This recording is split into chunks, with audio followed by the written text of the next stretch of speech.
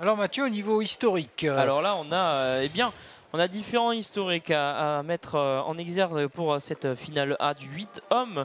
On a le CA Lyon actuel tenant du titre, donc remporté 2018 sur eh bien, le bassin de Libourne. On a ensuite Verdun au couloir 3 qui est de retour. Verdun après 2 ans d'absence dans les finales, dans les grandes finales de ce 8 senior homme.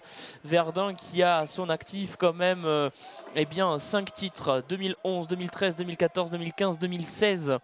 Oui. Il y a en 2012 Annecy qui s'était invité pour le titre de ce 8. Donc là on a vraiment du monde. On a Boulogne qui est quand même donc Boulogne 92 qui était l'année dernière 4e, qui était en 2017 3e.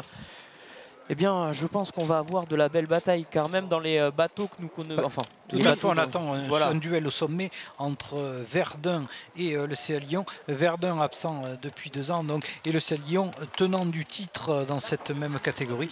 Et donc là vraiment ce sont les 2 bateaux que l'on attend avec bien le savoir-faire verdunois pour reconstruire bien, un 8 avec bien, les fers ont froid dans ce bateau. Thibaut Verhoeven, Thomas Cousin, Léo Casagrande, Étienne Juillet, Mathieu Merlan, Charlie Leclerc avec le barreur Oui.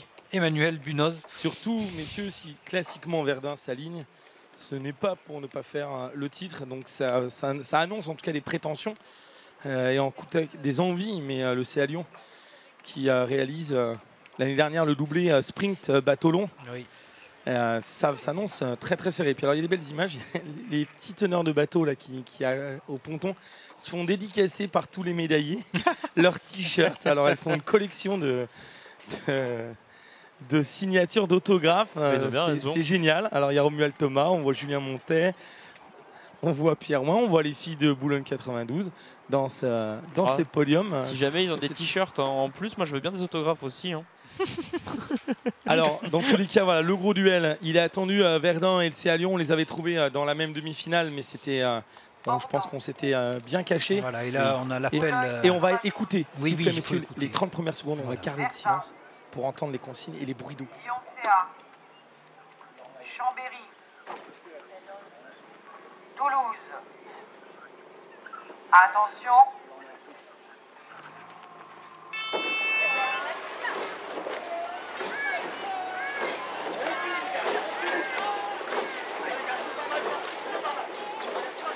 Les premiers bruits d'eau, messieurs, avec Alors, les barreurs. c'est pas tout à fait ce que l'on a entendu le plus, c'est pas forcément les bruits d'eau.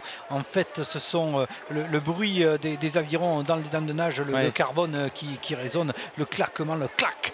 Là, c'est typique d'un départ un peu bousculé, si je puis dire. Mais ce sont les pelles qui tournent. Et la voix féminine que vous avez entendue au départ, c'est Catherine Vitran, arbitre internationale, qui a représenté la France aux Jeux Olympiques à Rio et qui était dans le jury des Jeux Olympiques. Voilà donc la très très belle image avec un énorme départ pour l'instant de Chambéry. Oui, Chambéry qui a pris le meilleur départ, suivi du CA Lyon. Ensuite, on retrouve Verdun complètement en bord à bord avec Boulogne, légèrement en retrait rapidement, et bien l'aviron toulousain au couloir 6 et Bordeaux, l'émulation de Bordeaux qui ferme la marche pour l'instant. Et là, ça y est, la machine du CA Lyon s'est mise en marche et est en train de mettre tout le monde d'accord. Et la parenthèse, au ponton d'honneur, les 8 féminins ne sont pas partis. Elles sont là en train de scruter le grand écran, que ce soit Lancous, soit Grenoble ou surtout Boulogne 92 qui ont des concurrents, des coéquipiers dans ces courses. Ça les place à la grande finale avec maintenant le CA Lyon qui tente de démultiplier et avec c'est frotte du côté de Verdun. Là, c'est très très proche sur les palettes. Oui, tout à fait. On a vu les 2 embarcations se rapprocher. Allez, on va dire c'est de l'intox, si je puis dire. Non, c'est très compliqué de tenir ces embarcations. Le barreur vraiment a ce petit bout de gouvernail pour tenir. Alors il y a toute une technique aussi au niveau du barreur. On ne tourne pas la barre n'importe quand. Quand les avirons, on ne tourne la balle que quand les avirons sont hors de l'eau. C'est le moment où on a la maîtrise du bateau. Dès que les pelles sont dans l'eau, c'est terminé. Il faut remettre la barre droite, sinon on déséquilibre le bateau. Et après, le barreur doit sentir vraiment la gîte du bateau, l'équilibre. C'est tout un art, toute une osmose d'être barreur. Et le mano à mano, Verdun Cercle de l'Aviron de Lyon. Voilà le duel dont on vous parlait, le duel qui était pressenti entre Verdun et le CA Lyon. Là, eh bien, on a deux équipages en bord à bord direct et on sent que la bataille, eh bien, va pas se jouer tout de suite. On va se déplacer un petit peu plus vers la ligne d'arrivée pour pouvoir jeter ses dernières forces et pour se battre au final. Et on sent ça vraiment, va se faire à l'usure entre ces deux embarcations. Et au deuxième rideau, on a Chambéry et Boulogne 92 et l'Aviron toulousain en embuscade. Oui, tout à fait. Mais en tête, ça va se jouer à l'usure. C'est la première embarcation qui va craquer. On est sur des cadences infernales. Voilà, et là, eh bien, le savoir-faire verdunois semble payer maintenant. On est un peu plus appuyé, on est un peu plus rapide en cadence. Et c'est ce qui est en train de se passer. Est-ce qu'il y aura suffisamment d'énergie du côté du CA Lyon? Alors oui, de la puissance, il y en a. Maintenant, eh bien, c'est cette envie, ce savoir-faire. Est-ce que le CA Lyon va avoir le panache pour revenir sur eh bien, Verdun? Là, les Verdunois, vraiment, ils sont agressifs sur leur coup d'aviron. On le voit, la palette, elle va vers l'eau, ça décale. C'est vraiment très, très agressif. Le CA Lyon, un peu moins sur cette première partie de course. Et oui, là, ce duel Verdun-CA Lyon, avec Verdun qui profite de ce mano à mano pour essayer de prendre l'avantage et de le concrétiser. Ensuite, là, on voit vraiment l'application et l'appui de chaque coup de palette dans l'eau pour les Verdunois. Et voilà, l'effort des Verdunois qui est en train de payer, de construire eh bien l'avantage sur l'équipage du CA Lyon.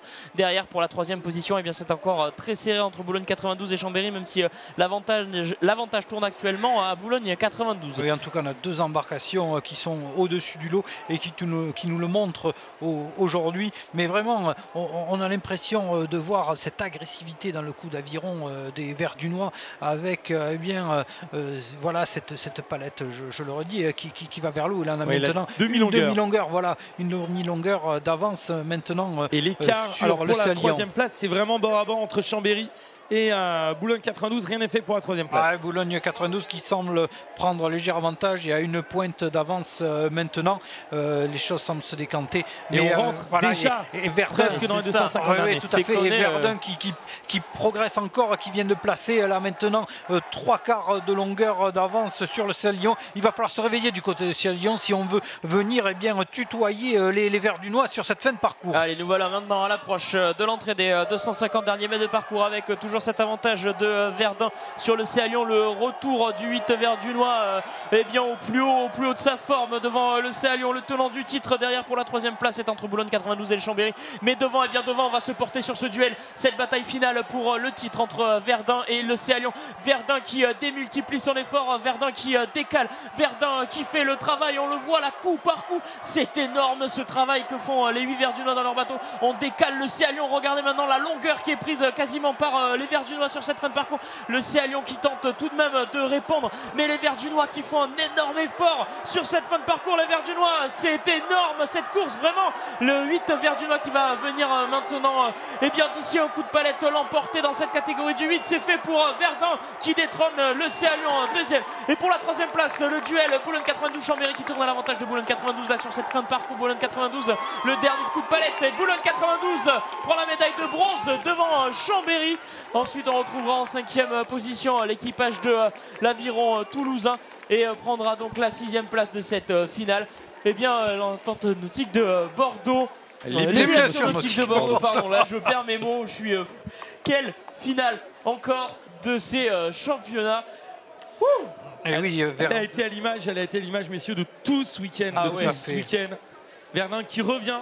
Et quand Verdun sort le 8, Verdun sort le 8, et comme on disait à l'époque, à Verdun, on ne passe pas. Tout à fait, les Verdunois qui ont été capables vraiment de monter cette cadence, de ramer un cran au-dessus des rameurs du CA Lyon. On l'a même vu sur l'enlevage, vraiment beaucoup plus d'agressivité dans le coup d'aviron et cette capacité vraiment à aller chercher cette vitesse de coque plus importante. Et ce qui font que logiquement, et bien sûr, ils sont en tête. Alors c'est facile après de le dire. Oui. Mais vraiment... belle leçon de 8 là réalisée par Verdun.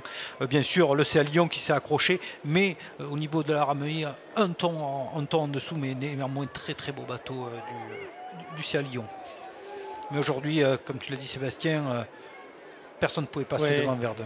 Ah non, là. C'est assez impressionnant de les voir revenir, parce que là la série lyonnaise elle commençait à être longue, à se poser dans la durée. Voilà, le carton.